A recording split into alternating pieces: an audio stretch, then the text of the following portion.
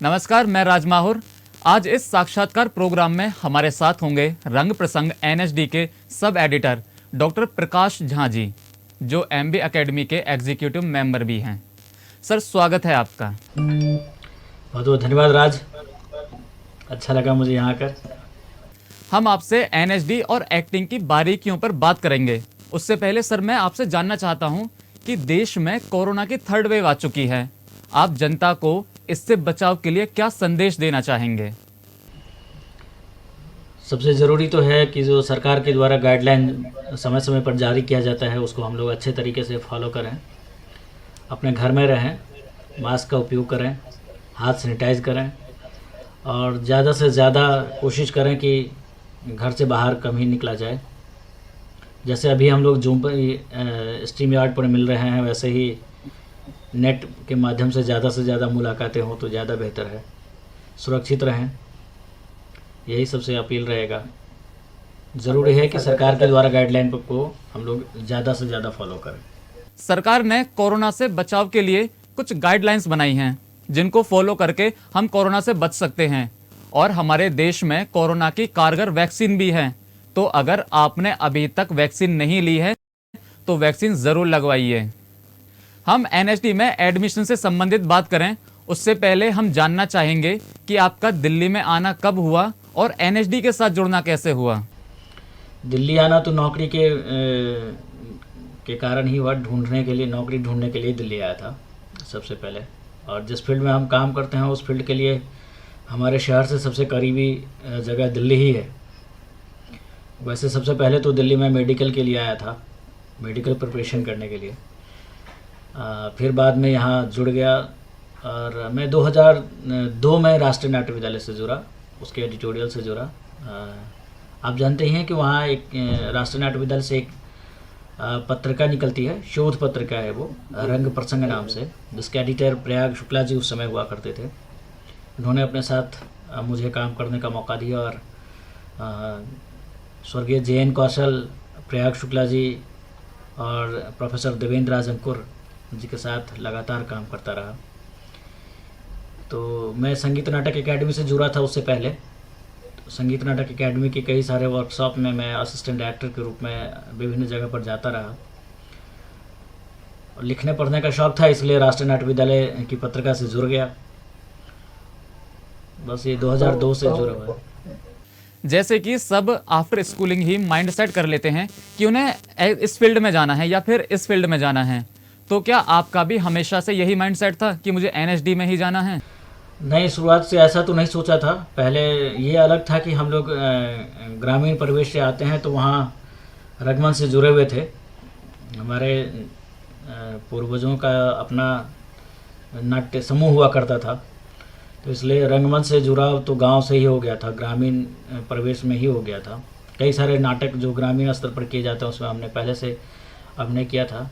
जब अपनी पढ़ाई करने के लिए जब हम डिस्ट्रिक्ट लेवल पर आए, यानी कि हमारा होम टाउन मधुबनी, फिर वहाँ इप्टा से जुड़ा हुआ और वहाँ के कॉलेज के जो ट्रुप थे उसके साथ रंगमंच की शुरुआत हुई। उस समय पता जानकारी नहीं था कि इसके लिए एक अलग से इंस्टीट्यूशन भी होता है, इसकी पढ़ाई की जाती है, इस सब की जानकारी नहीं थी। तो हम तो शौकिया रंगमंच किया करते थे उस समय। जब ग्रेजुएशन के बाद जानकारी मिली कि राष्ट्रीय नाट्य विद्यालय नाम की कोई संस्थान है जो इस तरह से रंगमंच का प्रशिक्षण देता है, तब फिर राष्ट्रीय नाट्य विद्यालय की ओर रुख किया और उसके फॉर्म भरना प्रारंभ किया। तो राष्ट्रीय नाट्य विद्यालय में भी फाइनल सिलेक्शन तक आया और भारतीय नाट्य अकेडमी की भी जानकारी उसी समय मिली, तो वहाँ भी गया, वेटिंग में रहा। तो विधिवत प्रशिक्षण तो नहीं लिया, लेकिन इससे जुड़ा रहा। संगीत नाटक एकेडमी से जुड़ गया, वहाँ के वर्कशॉप से जुड़ा, तो रंगमंच को गहनता से समझने की जानकारी मिली। और था तो मैं साइंस बैकग्राउंड से, मेडिकल लाइन से, लेकिन चूँकि मुझे इधर का झुकाव ज़्यादा था और एक के बाद एक सीढ़ियाँ पार करता गया, तो फिर इसी फील्ड में रह गया। जैसा अभी आपने बताया कि आपकी एनएचडी में शुरुआत सन 2002 में हुई थी, तो सर उस समय एनएचडी ज्वाइन करना और आज के दौर में एनएचडी ज्वाइन करना दोनों में कितना बदलाव आया है और अब ज़्यादा आसान है या सर पहले आसान हुआ करता था? राज ऐसा है कि आसान तो कभी नहीं रहा। जिस दौर में जो चीज़ होता है उस दौर के लिए वही कठिन होता है। पहले भी 100 रुपये कमाना जितना मेहनत का काम था उतना आज भी है, तो आसान तो कभी नहीं है। सेम लाइक जैसे रंगमंच के क्षेत्र में यदि हम प्रशासनिक क्षेत्र में जाते हैं, जैसे यूपीएससी है, तो जाना चाहे वो 20 साल पहले यूपीएससी में जाना और आज जाना बराबर ही है, बल्कि कंपटीशन और बढ़ ही गया है, टफ हो गया है। पहले राष्ट्रीय नाट्य विद्यालय के बारे में इतनी ज़्यादा जानकारियाँ लोगों को नहीं थी, मुझे खुद ही नहीं था। अब बच्चों को पता होता है। तो जब जानकारियाँ ज़्यादा हो जाती हैं तो स्वाभाविक है कि कंपटीशन और टफ हो जाता है, और टफ ही है, आसान नहीं है। सर, जो हमारा प्रमुख क्वेश्चन है उस पर आते हैं कि एनएचडी ज्वाइन कैसे करें, इसकी तैयारी कैसे करें और कहाँ से करें? जी, राष्ट्रीय नाट्य विद्यालय रंगमंच के क्षेत्र में सबसे ऊपर यानी कि सबसे कठिन प्रशिक्षण केंद्र है। और ये मानिए कि वो मास्टर डिग्री देता है। रंगमंच में आप एमए हैं, तो एमए से पहले हमें ग्रेजुएशन करना होता है, ग्रेजुएशन से पहले हमें इंटरमीडिएट करना होता है, हमें 10th करना होता है। वैसे ही यदि हम थिएटर में मास्टर डिग्री में आना चाहते हैं तो हमें पहले शुरुआती दौर में अपने ग्रामीण परिवेश से या जहाँ हम रह रहे हैं वहीं से रंगमंच की शुरुआत करनी चाहिए हमें। और उसके बाद यदि हम गांव में हैं तो कस्बे में हैं तो अपने कस्बे में के जो रंग टोलियाँ हैं उनके साथ जुड़ना चाहिए। हम एजुकेशन से हैं तो अपने कॉलेज लाइन से के जो टीम है उसके साथ, सांस्कृतिक टीम है उसके साथ जुड़ना चाहिए। उसके बाद हम अपने स्टेट में, जिस स्टेट से हम आते हैं उस स्टेट में जो अच्छे रंगमंच की टोलियां हैं उनके साथ जुड़ करके हम अपनी तैयारी करें। उसके बाद तब तक आपका ग्रेजुएशन हो जाता है, उसके बाद ही आप मास्टर डिग्री के लिए अप्लाई कर सकते हैं। और उसके बाद आप जब आपको लग जाए कि मैं या हमारी तैयारी इतनी हो गई है कि हम अब राष्ट्रीय स्तर पर अपनी तैयारी के लिए अपनी जगह बना सकते हैं, तभी आप उसके लिए फॉर्म फिलअप करें। और इसके लिए तैयारियां आपको अपने गृह से ही प्रारंभ करना होगा। गृह जहां आपका घर है, जहां आप रह रहे हैं, जहां आपकी शिक्षा चल रही है, आप वहीं के सांस्कृतिक टीम से पहले जुड़ें और उसके बाद अपनी तैयारी बेहतर करें तो राष्ट्रीय नाट्य विद्यालय में आना आसान है। अन्यथा सीधे राष्ट्रीय नाट्य विद्यालय में पहुंचना कि हम वहां पहुंच जाएं और रंगमंच का प्रशिक्षण लें, तो यह नहीं होगा, क्योंकि राष्ट्रीय नाट्य विद्यालय शीर्ष प्रशिक्षण संस्थान है और इसके लिए आपको बहुत ज़्यादा मेहनत करने की आवश्यकता होती है। राष्ट्रीय नाट्य विद्यालय से पहले राष्ट्रीय नाट्य विद्यालय चूँकि 3 साल का रंग प्रशिक्षण देता है, उससे पहले देश के प्राय हर राज्य में ऐसी संस्थानें हैं जो 1 साल का प्रशिक्षण या डिप्लोमा प्रशिक्षण इस तरह के कोर्स चला रहे हैं, तो उनके साथ आप जुड़िए। एनएसडी के बहुत खुल गए हैं। राष्ट्रीय नाट्य विद्यालय खुद ही 5 जगह पर में उसके ब्रांच अभी चल रहे हैं देश के विभिन्न भाग में। उसके साथ आप जुड़िए, पहले उसमें सेलेक्ट होइए, उसके बाद ही राष्ट्रीय नाट्य विद्यालय में आएँ तो आपके लिए आसान हो जाता है। अन्यथा यदि आप सीधे राष्ट्रीय नाट्य विद्यालय की ओर रुख करते हैं तो आपके लिए बहुत कठिन होता है। क्या इसका भी कोई सिलेबस होता है? देखिए, रंगमंच हमारे देश में रंगमंच एक ऐसी विधा है जिसके लिए कोई ग्रामर अभी तक तय नहीं हो पाया कि पहले क्लास में क्या पढ़ना है, दूसरे क्लास में क्या पढ़ना है, तीसरे क्लास में क्या पढ़ना है। जैसे कि संगीत में तैयार हो चुका है, पेंटिंग में तैयार हो चुका है, लेकिन हमारे यहाँ रंगमंच में अभी तक इस तरह के सिलेबस नहीं बने हैं। अब बनाने की कोशिश की जा रही है, जैसे NCERT ने कुछ सिलेबस बनाए हैं और अलग से कि अपने बच्चों को प्रशिक्षण दे, रंगमंच का प्रशिक्षण दें। नई शिक्षा नीति जो भारत सरकार की अभी लॉन्च हुई है उसमें रंगमंच के लिए अलग से सिलेबस बने हैं। कई यूनिवर्सिटीज़ अपने सिलेबस बनाए हैं, लेकिन वो ग्रेजुएशन लेवल पे में है, ग्रेजुएशन लेवल और मास्टर डिग्री का है, उससे पहले का सिलेबस नहीं है। तो इसलिए बेहतर ये होता है कि आप के जो गुरु हैं या जिनके साथ आप काम कर रहे हैं उनके गाइड में आप अपनी तैयारी करना शुरू करें। और सबसे ज़रूरी है राष्ट्रीय नाट्य विद्यालय के लिए कि आप अपने क्षेत्र में रंगमंच कैसे करेंगे और रंगमंच की जो बारीकियां हैं उसको आप किस नज़रिए से देखते हैं।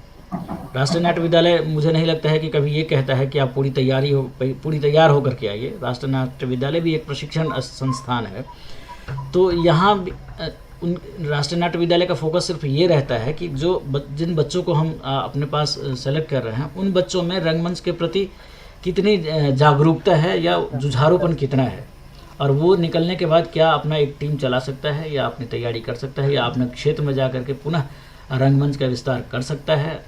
तो इसके तरफ राष्ट्रीय नाट्य विद्यालय का फोकस रहता है। तो इसी तरह की तैयारी हमारे बच्चों को करना चाहिए। करने में जैसे कि कुछ क्वेश्चंस होते हैं, जैसे आप अपने रंगमंच में, आप अपने क्षेत्र में रंगमंच की तैयारी कैसे करेंगे, आप अपने एरिया में रंगमंच का विकास कैसे करेंगे। यदि आपने कोई नाट्य प्रस्तुति देखा है तो फिर उसके बारे में आप कुछ लिखिए। तो इस तरह के व्यूज़ होते हैं। तैयारियां यही है, कोई सिलेबस अलग से छपा हुआ नहीं है जिसको पढ़ लिया जाए और यूपीएससी की तरह या किसी और अन्य विधा की तरह एसएससी की तरह आप उसमें बैठ जाइए और आप उसको रट के पास कर जाइए, यह नहीं हो सकता है। राष्ट्रीय नाट्य विद्यालय इस तरह के सिलेबस को मान्यता नहीं दी हुई है। एनएचडी में प्रत्येक वर्ष हजारों लोग अप्लाई करते हैं, लेकिन टोटल सीट हैं 26, और 26 सीट होने के कारण सभी का सिलेक्शन नहीं हो पाता। तो सर, ये जो सिलेक्शन है किस आधार पर तय किया जाता है, और सेलेक्टर्स के लिए ये कितना मुश्किल टास्क रहता है? जी, बहुत मुश्किल टास्क है, और इसीलिए ये है कि पहले तो एक ही जगह पर इंटरव्यू हुआ करता था पहले, फिर उसके बाद 4 जगह पर हुआ, अब 16-17 जगह पर इंटरव्यू कंडक्ट किया जाता है राष्ट्रीय नाट्य विद्यालय के द्वारा।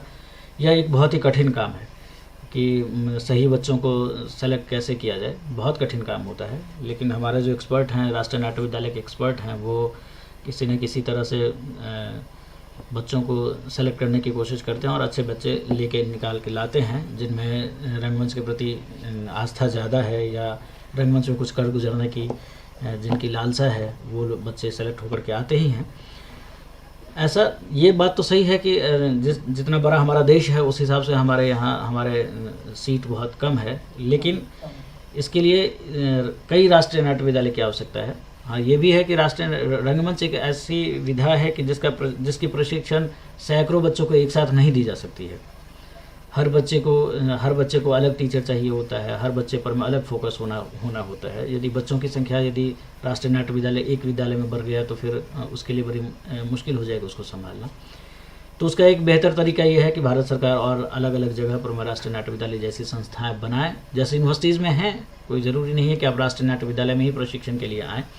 यूनिवर्सिटीज़ भी मास्टर डिग्री दे रही है, पीएचडी करवा रही है, तो आप वहाँ भी जा सकते हैं, अपना रुख रख सकते हैं। जेएनयू में है, हैदराबाद यूनिवर्सिटी में है, बॉम्बे यूनिवर्सिटी में है, चंडीगढ़ यूनिवर्सिटी में है, और भी साउथ के बहुत सारे यूनिवर्सिटीज़ हैं जहाँ रंगमंच की पढ़ाई होती है। मिथिला यूनिवर्सिटी दरभंगा में है, तो उत्तराखंड में है। तो कई सारे यूनिवर्सिटीज़ हैं जहाँ इस तरह के प्रशिक्षण दिए जा रहे हैं और आप जा सकते हैं वहाँ। हाँ, रही राष्ट्रीय नाट्य विद्यालय की बात, तो यह चूँकि शोध के साथ साथ बेहतर संस्थान है तो ज़्यादा बच्चे इधर की रुझान करते हैं, तो इसके लिए तैयारियाँ भी मजबूत चाहिए, और उसकी तैयारी आपको अपने गुरुओं से ही करनी होगी जिनके साथ आप सीख रहे हैं। सर, एक र्यूमर है कि एनएचडी से पास आउट स्टूडेंट्स ही बॉलीवुड में जाते हैं, तो इसमें कितनी सच्चाई है? नहीं, ये बिल्कुल सच्चाई नहीं है। इस बात में बिल्कुल सच्चाई नहीं है। राष्ट्रीय नाट्य विद्यालय में आप देखें कि राष्ट्रीय नाट्य विद्यालय का जो प्रशिक्षण सिस्टम है उसमें सिर्फ एक्टिंग नहीं है, डिज़ाइन है। ज़्यादातर बच्चे तो डिज़ाइन में चले बच्चे डिज़ाइन में चले जाते हैं। 1-2 बच्चे निकलते हैं, 3-4 बच्चे निकलते हैं जो एक्टिंग की तरफ जाते हैं। ये अलग है कि जब बच्चे राष्ट्रीय नाट्य विद्यालय की ओर रुख करते हैं तो उनके लिए एक्टिंग पहला मुद्दा रहता है कि मैं एक्टिंग ही करूँगा। लेकिन अब तो डायरेक्शन में ज़्यादा होने लगे हैं, और बल्कि फर्स्ट ईयर में जब सिलेक्शन होता है उसी समय बच्चों से पूछ लिया जाता है कि आपका रुख किधर का है, डायरेक्शन की तरफ का है, डिज़ाइन की तरफ का है या एक्टिंग की तरफ का है। तो ऐसा नहीं है कि राष्ट्रीय नाट्य विद्यालय में जब आप आते हैं तो आप तभी आपके लिए बॉलीवुड में या कहीं और एक्टिंग के लिए स्पेस बनता है। हाँ, ये अलग है कि प्रशिक्षण किसी भी माध्यम का आपको बेहतर बनाता है, चाहे आप किसी भी लाइन में हैं। प्रशिक्षण और रंगमंच में तो प्रशिक्षण अति आवश्यक है, जो आजकल घोर अभाव हो गया। चाहे आप कहीं से भी हों, प्रशिक्षित होकर के यदि आप सामने आते हैं तो आप पर में काम करने वालों का बोझ कम हो जाता है। वो आप उनके बातों को, उनके चीज़ों को आप अच्छे तरीके से समझ सकते हैं। वैसे ही जैसे मेडिकल में एक डॉक्टर होता है और उसके साथ जो नर्स होती हैं वो प्रशिक्षित होती हैं, तो वो तुरंत डॉक्टर के बातों को समझ लेती हैं और अच्छे तरीके से डॉक्टर को असिस्ट कर पाती हैं। वैसे ही है कि यदि आप प्रशिक्षित हैं तो रंगमंच के में या सिनेमा में जो डायरेक्टर होते हैं उनकी बातों को आप इमीडिएट पकड़ लेते हैं। प्रशिक्षण यदि नहीं होता है तो आपको पकड़ने में थोड़ा वक्त लगता है, लेकिन इसका मतलब ये भी नहीं है कि यदि प्रशिक्षित आप नहीं हैं राष्ट्रीय नाट्य विद्यालय से या फिल्म एंड टेलीविज़न सेंटर से तो आप कहीं कमज़ोर हैं, ऐसा नहीं होता है। वो आपके व्यक्तिगत चाहत पर डिपेंड करता है कि आप उसको कितने मजबूती से चीज़ों को पकड़ने की कोशिश करते हैं और आप अपना ब्रेन कितना उपयोग में लाते हैं। सर, अगर एनएसडी में हमें एडमिशन लेना है तो बेसिक रिक्वायरमेंट्स क्या होती हैं? देखिए, जैसा कि पहले मैंने कहा कि यह रिसर्च सेंटर है और सबसे उत्कृष्ट प्रशिक्षण केंद्र है, तो ये चाहता ही है राष्ट्रीय नाट्य विद्यालय कि बेहतर से बेहतर बच्चे हमारे यहाँ आएँ। इसके लिए कम जो मिनिमम बेसिक ये है कि ग्रेजुएशन तो आपको होना ही चाहिए। चूँकि यह मास्टर डिग्री है तो ग्रेजुएशन आप किसी भी फील्ड में ग्रेजुएशन में हो, यह आवश्यक है। दूसरा है कि आपको कम से कम 6 नाटकों का एक्सपीरियंस हो, तभी आप इसके फॉर्म को फिलअप कर सकते हैं, भर सकते हैं। और साथ ही साथ राष्ट्रीय लेवल पर में कुछ लोग जो हैं वह आपकी प्रतिभा को रिकमेंड करें। वो जानते हैं कि हाँ, ये बच्चा सही से काम कर रहा है और वो रिकमेंडेशन अपना दें आपके लिए। तो ये 3 चीज़ें तो आपके लिए अनिवार्य हो ही जाता है कि कम से कम 2 लोग आपको रिकमेंड करें और 6 नाटकों का कम से कम काम करने का आपके पास मिनिमम एक्सपीरियंस हो और आप ग्रेजुएट हों। ये 3 चीज़ तो है ही। लेकिन जो बच्चे फॉर्म भरते हैं वो 3 चीज़ तो ले ही आते हैं, उनके पास तो ये 3 चीज़ का होना अनिवार्य ही होता है। लेकिन उसमें सिलेक्शन किसका होगा? उसमें भी इन सारी चीज़ों के बाद जो बच्चा ज़्यादा तैयारी करके आया है अपनी चीज़ों के साथ, उनका ही सिलेक्शन होगा। और ऐसा नहीं है कि मिनिमम क्राइटेरिया यदि आप फुलफ़िल कर रहे हैं तो आपका सिलेक्शन हो जाएगा, ऐसा नहीं है। ये तो बेसिक है कि आप इसके आधार पर फॉर्म अपना भर सकते हैं। जब आप फॉर्म भर देते हैं, फॉर्म भरने के बाद फिर आपका स्क्रूटनी में आपका फॉर्म आ जाता है तो फिर आपको कॉल करके बुलाया जाता है इंटरव्यू के लिए। तो इंटरव्यू के समय 2 तरह के इंटरव्यू के टाइम में 2 तरह का एग्ज़ाम होता है। एक तो पहला रिटन एग्ज़ाम होता है जिसमें आपसे 2 या 3 क्वेश्चन का जवाब मांगा जाता है कि आपकी राइटिंग कैपेसिटी कितना है या किसी चीज़ को सोचने का तरीका आपका कैसा है। इसको आंकने के लिए एक रिटन एग्जामिनेशन होता है जिसमें प्रायः ये क्वेश्चन पूछा जाता है कि आप अपने क्षेत्र में रंगमंच का विकास कैसे करेंगे, जैसे कि आप रंगमंच में क्यों आना चाहते हैं, जैसे आपने जो पढ़ा है उसमें आपके लिए सबसे ज़्यादा अच्छा कैरेक्टर कौन सा है और क्यों है, आप यदि कोई फ़िल्म देखे हैं तो वो फिल्म आपको क्यों अच्छा लगा और कौन सा ऐसा पॉइंट है जो आपके लिए आप ज़्यादा अच्छे तरीके से आप जिसको डील कर सकते हैं। कोई नाटक, कोई ऐसा नाटक जिसमें आप कोई भूमिका करना चाहते हैं कि इस नाटक का अमुक भूमिका मैं करना चाहता हूँ, तो उसके लिए कि आप वो क्यों करना चाहते हैं उस पर मैं 15 लाइन लिखिए। तो एक तो ये कुछ फ़ोटोग्राफ्स दे दिए जाते हैं कि इन फ़ोटोग्राफ्स को देख करके आप कोई स्टोरी बिल्डअप कीजिए कि फ़ोटोग्राफ्स देख करके आप कितना क्रिएटिविटी उसमें डाल सकते हैं। तो इस तरह का एक रिटन टेस्ट एग्ज़ाम होता है और उसके तुरंत बाद ही 1.5 घंटे के बाद उसका रिज़ल्ट लगभग आ ही जाता है। उसके बाद आपका इंटरव्यू होता है और इंटरव्यू में जो हमारा सिलेक्शन पैनल होता है राष्ट्रीय नाट्य विद्यालय की ओर से, वो आपसे जो उन्होंने पीस दिया हुआ, उन्होंने कुछ मटेरियल अपना भी भेजा होता है राष्ट्रीय नाट्य विद्यालय अपने बच्चों को कि आप ये सब तैयार करके आइए। तो कुछ तो आप खुद तैयार करके आते हैं कि हमने ये काम किया हुआ है, जिसकी जानकारी हमारे पैनल को पहले से होती है। और दूसरा कि जो विद्यालय के द्वारा भेजा गया रहता है उसको फिर से आप कैसे प्रिपेयर करके आए हैं। और कुछ नाटकों की लिस्ट भी विद्यालय के द्वारा भेजी जाती है कि आप इन नाटकों में से कुछ नाटक पढ़ के आइए, जिस पर हम लोग आपस में चर्चा करेंगे। तो जो पैनल होता है वो बच्चों के साथ वही करते हैं, इतने में से ही पूछते हैं कि आप कौन कौन से नाटक पढ़ के आए हैं।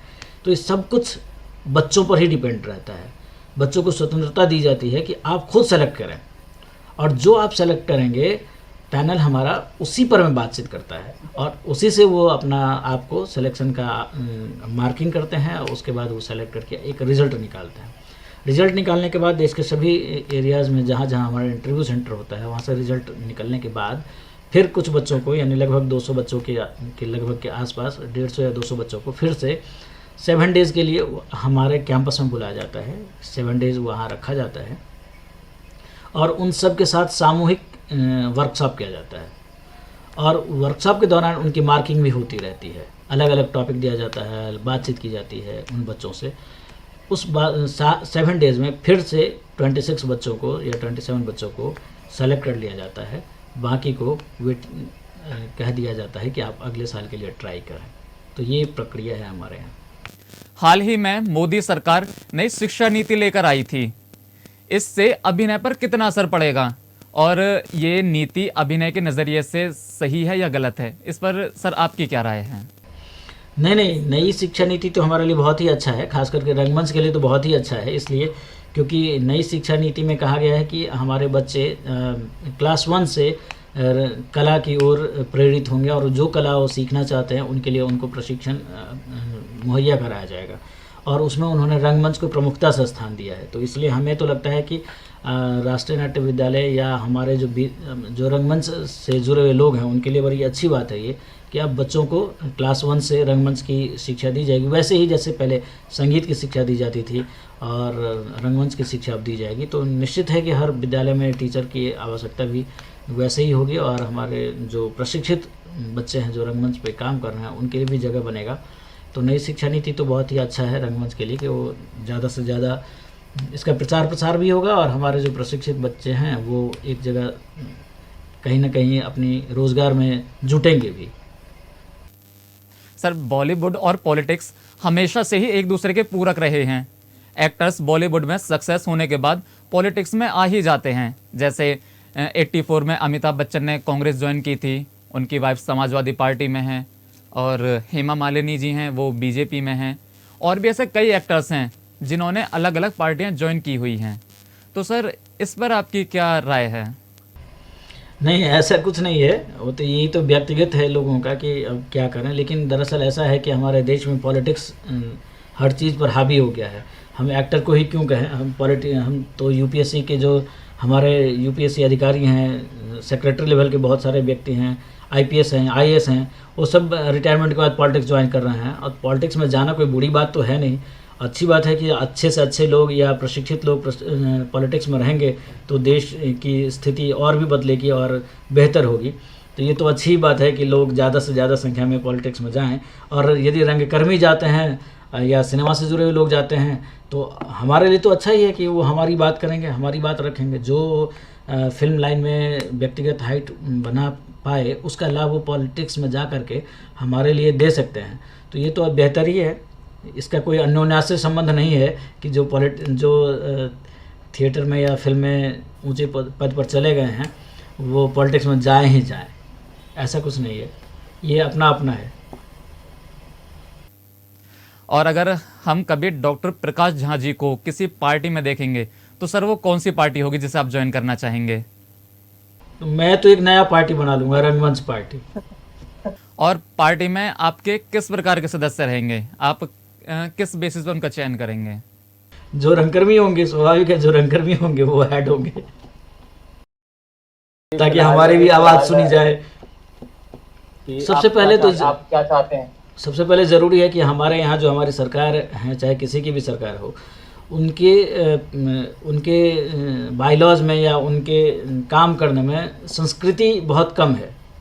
कि संस्कृति से संबंधित चीज़ें वो केवल इंटरटेन के लिए ही रखे हैं अभी तक। उन्हें संस्कृति की महत्ता का उतना अंदाज़ा नहीं है, वो सिर्फ संस्कृति को इतना ही रखते हैं कि चुनाव प्रचार में जाकर के कुछ नुक्कड़ नाटक करवा लेंगे रंगकर्मियों से जुड़ के। लेकिन उनके पास कोई निगम नहीं है कि राष्ट्रीय नीति नहीं है कि रंगमंच के लिए क्या नीति बनाया जाए या संगीत के लिए क्या नीति बनाया जाए।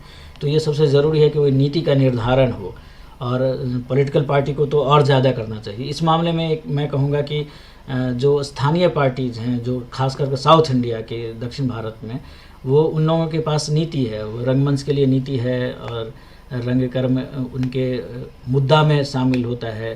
उनके वो जो घोषणा पत्र में अपने रंगमंच और कला संस्कृति को प्रमुखता से वो लोग रखते हैं। लेकिन हमारे यहाँ जो खास करके नॉर्थ भारत में इस तरह की परंपरा नहीं है, और सेंट्रल गवर्नमेंट में भी ये परंपरा नहीं है। सेंट्रल की चाहे कोई भी पार्टी रही, उसके पास ये उनका नहीं रहा है कि वो अपने विचारधारा में या अपने जो चुनावी घोषणा पत्र है उसमें रंगमंच के लिए कुछ लिखें, नहीं रहा है। ये लाना बहुत ज़रूरी है।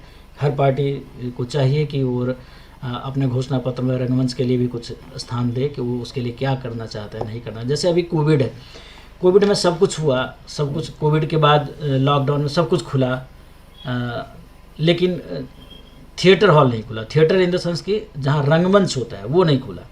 अभी तक तो पॉलिटिकल पार्टी थिएटर का मतलब सिनेमा हॉल समझ रहा है। मुश्किल तो यहाँ है कि थिएटर हॉल का मतलब वो समझते हैं कि सिनेमा हॉल है, तो थिएटर ओपन कर दिया मतलब कि सिनेमा हॉल ओपन हो गया, लेकिन जहाँ नाटक होता है वो हॉल नहीं ओपन हुआ, और ना इसके लिए कहीं स्पेस बनाया गया कि क्या किया जाए। बल्कि सिनेमा से ज़्यादा बेहतर तरीके से तो रंगमंच में लोग कोरोना में सुरक्षित रह सकते हैं, अपनी दूरियां बना करके बैठ सकते हैं। सिनेमा में तो टिकट खरीदने के बाद तो आप उसी सीट पर बैठेंगे जो सीट आपको प्रोवाइड की गई है।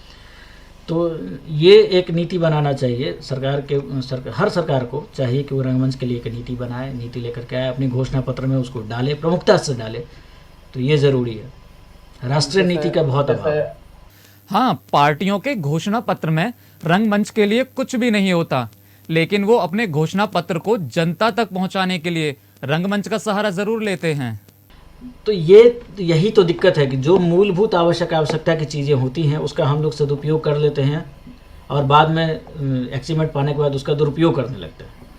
तो ये तो परंपरा से होता रहा है। तो वैसा ही रंगमंच है इन अभी पॉलिटिकल पार्टीज़ के लिए कि वो केवल जैसे ही अभी अब आचार संहिता लागू हो जाएगा कि आप बड़े बड़े सभा नहीं कर सकते हैं, तो फिर वो लोग नुक्कड़ नाटक के सहारे अपनी टीम का प्रचार करने के लिए उतर जाएंगे। तो उसमें हमारे बच्चे जो रंगमंच से जुड़े हुए बच्चे हैं वो नीडी हैं, चूँकि उन्हें आवश्यकता है, तो वो कहीं ना कहीं जा कर के नुक्कड़ करेंगे, उनको सहायता करेंगे, उनको जिताने में या उनकी बातों को आम जन तक पहुँचाने में सहारा बनेंगे। लेकिन उनके घोषणा पत्र में ये नहीं होगा कि ये जो बच्चे काम करने वाले हैं वो इन कोरोना काल में कैसे जिए, कैसे रहे, उनकी आवश्यकताएं की पूर्ति कैसे की गई, इसके लिए वो लोग तनिक से भी चिंतित नहीं होते हैं। जीतने के बाद, जीत की खुशी के बाद वो लोग वैसे ही दब के रह जाते हैं, उसी खुशी में दब के रह जाते हैं। आजकल हम देखते हैं कि देश में थिएटर कम होते जा रहे हैं और सिनेमा हॉल लगातार बढ़ते जा रहे हैं। तो सर, क्या सिनेमा ने थिएटर को दबा दिया है? नहीं, ऐसा नहीं है। दरअसल ऐसा है कि हम लोगों को ज़्यादा थिएटर दे नहीं पा रहे हैं। मैंने अभी पहले ही कहा कि आप बताइए कि आपके शहर में, चाहे देश के किसी भी शहर से आप आ रहे हो, वहाँ कितने थिएटर हॉल हैं? मुश्किल से 1 होगा, 1 से 2 होगा। और उसमें भी आप शो कब करते हैं? नाटक करते हैं साल में 1। अब एक बड़ा सा हॉल बना हुआ है, उसमें साल में 1 नाटक हो रहा है, तो कोई ज़रूरी है कि उसी दिन सारे शहरवासी खाली होकर के आकर के नाटक देख लें? कोई ज़रूरी नहीं है। क्या ऐसा होता है कि लगातार 30 दिन तक थिएटर हो रहा है और लोग नहीं आ रहे हैं? ऐसा नहीं होता है। यदि लगातार 12 महीना में यदि 6 महीना थिएटर हो रहा है, लोगों को ये पता चल जाए कि अरे वहाँ जाऊँगा तो थिएटर मिलेगा ही मिलेगा देखने को, तो लोग आते जाएंगे, उनकी आदत में शामिल हो जाएगा। वो नहीं है, वो कल्चर है। महाराष्ट्र में वो कल्चर है, लोग आते हैं। बंगाल में वो कल्चर है, लोग आते हैं। उन्हें पता है कि आज हॉल में कुछ ना कुछ हो रहा होगा। हमारे यहाँ जो इधर हिंदी बेल्ट है उसमें ऐसी प्रथा नहीं चली, बल्कि जगह ही नहीं है। आप अपने शहर में ढूंढिए कि हम कहाँ जाएं थिएटर देखने के लिए। मान लीजिए आपके मन में आज हो जाए कि मैं जाऊँ थिएटर देखने के लिए, तो अरे आज तो थिएटर नहीं हो रहा है। कब होगा भाई? तो 2 महीना बाद होगा। तो देखने के लिए है नहीं, अवेलेबिलिटी नहीं है, तो लोग कैसे देखेंगे? तो हमें एक दूसरे नज़रिया से भी इन चीज़ों को लेना चाहिए कि लोग कम क्यों हो रहे हैं, क्योंकि उन्हें मिल नहीं रहा है। सिनेमा मिल जा रहा है। उन्हें पता है कि यदि हमारा मूड ना भी हो, मैं सिनेमा हॉल में जाऊं तो वहाँ कोई ना कोई सिनेमा चल रहा होगा, हम जाके देख लेंगे। थिएटर का हॉल ही नहीं है, स्पेस ही नहीं है। हर शहर में 1-2 टीम है, वो कितना कर पाएगा? हॉल भी नहीं है, जगह नहीं है, करेगा कहाँ? तो इसलिए लोग कम होंगे ही।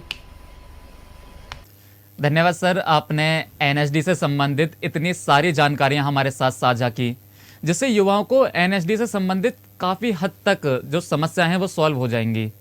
और जाते जाते अगर प्रकाश झा जी हमें कोई बोनस टिप देना चाहें एनएसडी से संबंधित, तो सर वो क्या होगी? एनएसडी में आने के लिए सबसे ज़रूरी है कि वो जहाँ से हैं वहाँ के कला और संस्कृति की पूरी जानकारी उन्हें होनी चाहिए। वो जहाँ से हैं वहाँ की जानकारी रख लें, उनका सिलेक्शन हो जाएगा। लेकिन जहाँ के हैं वहीं की जानकारी उनके पास यदि नहीं है, तब फिर बहुत मुश्किल होगा। धन्यवाद सर हमारे साथ जुड़ने के लिए। बहुत आभार राज, बहुत अच्छा लगा आपसे बात करके। बहुत दिन के बाद आपकी मुलाकात हमारी हुई है और वर्चुअल माध्यम से हुई है, कोई बात नहीं, लेकिन बहुत अच्छा लगा। बहुत आभार।